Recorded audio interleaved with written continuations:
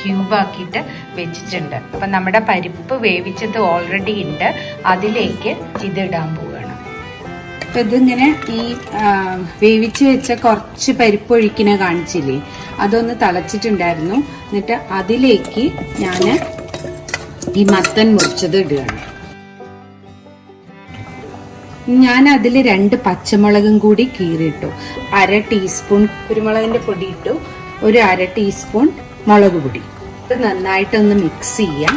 ഏകദേശം 1 ടീസ്പൂൺ ഉപ്പ് ഇട്ടിട്ടുണ്ട്.